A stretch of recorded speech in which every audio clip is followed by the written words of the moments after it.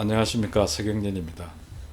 옵틱 너브에 대해서 어네토미와 클리니컬 케이스 그리고 베이직스를 중심으로 Anatomic Understanding Imaging Realization 해부를 이해하고 영상을 구현한다는 목표로 발표하겠습니다.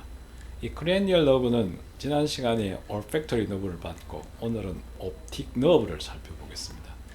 옵틱 너브는 이 4개의 세그멘트로 되어 있는데 레티날 세그멘트, 옵틱 디스크 레버리죠. 그 다음에 오비탈 세그멘트 길게 있으면서 스컬로 들어가는 캐넬리쿨라 세그멘트 그리고 시스터널 세그멘트 이 4개의 세그멘트로 구분해서 생각하시면 편하겠고 레티날 세그멘트는 아까 말씀드린 대로 옵틱 디스크 레버리 되겠고 이게 오비탈 세그멘트에 옵틱 너브가 가게 됩니다. 그리고 옵틱 카날에 카넬클라이스는 옵탈믹 아트리 아래로 옵탈믹 아트리가 위에 있게 되고 그 다음에 시스터널 세그멘트로 가게 되면은 여기에 있는 엔테리어 세레브럴 아트리의 인피리어 미디얼 쪽으로 이렇게 진행하게 됩니다. 그래서 옵틱 키아즘이 되고 그 뒤쪽으로서는 옵틱 트랙이 되겠습니다. 이런 그 옵틱 너브의 병변, 오비트의 병변 혹은 브레인의 병변에 의해서 시야의 그 연구가 아주 잘 되어 있고 대단히 복잡한 것 같지만 재미있는 트랙을 볼 수 있고 이것은 브레인에 공부를 할 때 말씀을 드리겠습니다. 오비탈 카날은 7개의 뼈로 되어 있고 상당히 많은 구조물들이 특히 그 미세 구조물들이 많이 있죠. 그래서 여기서 보시면 이게 미디알 쪽이고 라데랄 여기서 미디알 렉투스, 라데랄 렉투스, 슈피리어 인피리어 렉투스 그리고 슈피리어 오비탈 렉투스가 있고 중앙에 옵틱 너브가 있게 됩니다. 그리고 슈피리어 오비탈 피쉬가 있는 이 부위경 경계점에서 트로클리아 너브와 슈피리어 오비탈 피쉬의 인피리어 포션의 어브듀선스 너브가 이쯤 지나갈 것으로 생각이 됩니다. 옵틱 너브는 이 병변이 있을 때 더블 비전, 필드 디펙트, 페인 등을 유발하게 되고 역시 이것도 화이트 매트랙이죠. 슈반셀이 없습니다. 그리고 듀랄 시스로 쌓여 있고 옵틱 카날에서는 그 4개의 스테노시스를 보이는 그 위치가 되겠습니다. 그래서 이 옵틱 너브는 우리가 눈에서부터 눈알 안구로부터 생각하기 때문에 이 신경이 이렇게 가는 걸 생각하지만 실제로는 브레인이 쭉 빠져나와 있는 그런 양상으로 생각하시면 되겠습니다. 이 옵틱 너브의 MRI 이미징은 옵틱 너브를 항상 잘 볼 수가 있고 병변도 비교적 용이하게 진단할 수가 있게 되었습니다.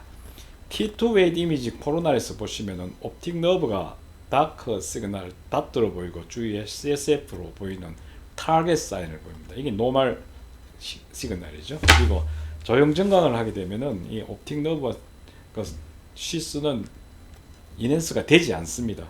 그렇지만 주위에 있는 머슬들, 오비탈 머슬들은 인핸스 양상을 볼 수가 있습니다. 그래서 여기에서는 타겟 사인, 여기서는 인핸스가 되지 않은. 다시 한번 보시면은 여기서 옵틱 너브가 다크 시그널로 보이고 주위에 CSF가 이렇게 동그랗게 보이는 타겟 사인을 보이고 인핸스를 해도 인핸스가 되지 않습니다.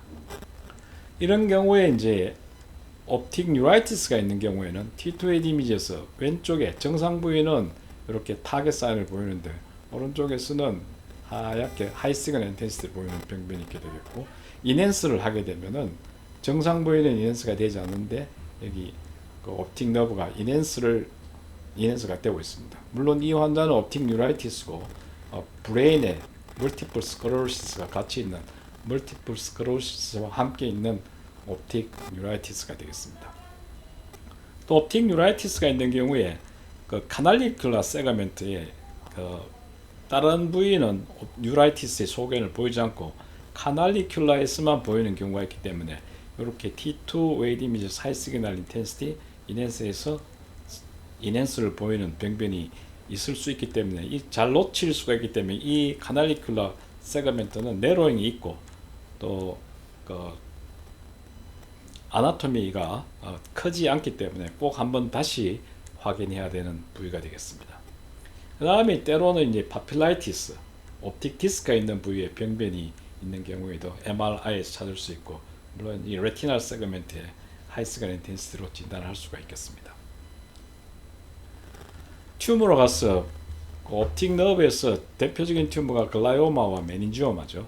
이 글라이오마는 옵틱 너브에서 생긴 튜머이고, 여기서 보시면 메스가 있고 T2 이미지에서 하이 시그널 CSF가 둘러싸고 있는 것을 볼 수가 있게 되겠습니다. 그래서 이것은 너브에서 오리진한 튜머로 생각하시면 되겠고, 이 이넨스를 한 부위에서 튜머는 이넨스가 되지만 CSF가 이넨스 되지 않는 걸로 봐서 글라이오마에 합당한 소견이 되겠습니다. 반면에 메닌지오마는 이넨스에서 보시면 옵틱 너브가 있고 주위에 두꺼하게 이넨스 되는 이 시스가 메닌지오마의 소견이 되겠고, 스트롱 이넨스를 보이고 있습니다. 물론 정상 부위에서는 이넨스가 되고 있지 않습니다. 때로는 엑시얼 스캔에서 이렇게 너브와 그 다음에 하이스간 인텐시티의 그 듀라가 두꺼워진, 메닌지가 두꺼워진 부위가 보여서 트랙 사인으로 진단을 하실 수가 있겠습니다.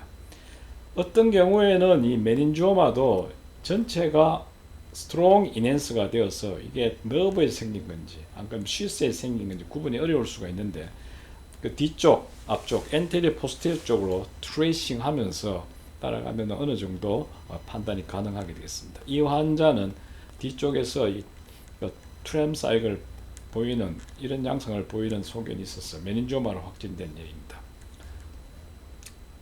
글라이오마가 있는 경우에 이제 엑시알에서 보시면 전체적으로 이렇게 옵틱 너브가 두꺼워진 것을 볼 수가 있겠습니다. 다음에 이제 옵틱 너브의 컴프레션을 일으키는 경우에 메타스타시스의 경우인데요. 여기에 인터카날리큘라 익스텐전을 해서 옵틱 너브를 누르고 있고, 물론 오른쪽에도 메타스타시스가 가 있게 됩니다. 그리고 또 한 군데 이제 옵틱 너브의 컴프레션을 잘 일으키는 경우가 애널로스 오브 진이라고, 이 커먼 센트럴 텐돈이 있는 이 위치가 되겠죠. 그래서 이 부위와 이 컴프레션이 되겠습니다. 그리고 이제 파필리데마, 물론 클리니컬로 일찍이 진단할 수 있지만 많이 진행되는 경우에 센터널 카날 쪽에 이렇게 컨벡스하게 이렇게 밀어붙이게 되면 이거는 RCP에 심한 증가가 있는 것을 알 수가 있고, 이런 경우에 파필리데마로 판독하시면 되겠습니다. 감사합니다.